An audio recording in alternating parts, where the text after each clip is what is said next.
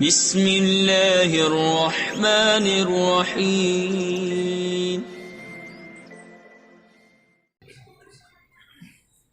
بطور میزبان چند گزارشات۔ اصلاح معاشرہ کانفرنس کے اندر ہم سب اس وقت شریک ہیں۔ رب العزت ہم سب کی حاضری اور شرکت مقبول اور منظور فرمائے۔ نبی مکرم، شفیع محترم، رسول معظم، سرور کائنات، فخر موجودات، سید الاولین والآخرین، خاتم المرسلین والنبیین، آپ علیہ الصلاۃ والسلام کا لایا ہوا دین ہمارے لیے دونوں جہاں میں سب سے بڑی رب کی رحمت بھی ہے، نعمت بھی ہے اور برکت بھی ہے۔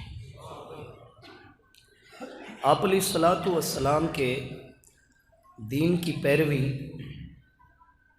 جیسے ہماری بصارت کے لیے ضروری ہے، ایسے ہی ہماری بصیرت کے لیے بھی ضروری ہے۔ آپ علیہ الصلاۃ والسلام کے دین کا اتباع دراصل آپ علیہ الصلاۃ والسلام کی بعثت مبارکہ، آمد مبارک اور تشریف آوری کے مقصد کو سمجھنا ہے۔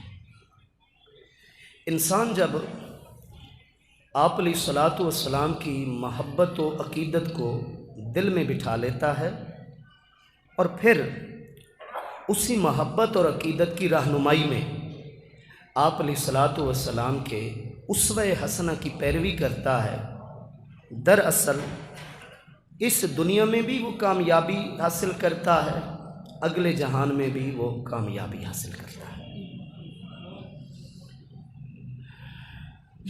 اور کامیابی، اصل کامیابی یہ ہے کہ آپ علیہ الصلاۃ والسلام کے دین پر ہمیں جینا نصیب ہو، آپ علیہ الصلاۃ والسلام کے دین پر ہمیں مرنا نصیب ہو، آپ علیہ الصلاۃ والسلام کی محبت و اطاعت میں زندگی کے شب و روز گزر جائیں، آپ علیہ الصلاۃ والسلام کی کامل پیروی میں زندگی کی ساری سانسیں گزر جائیں۔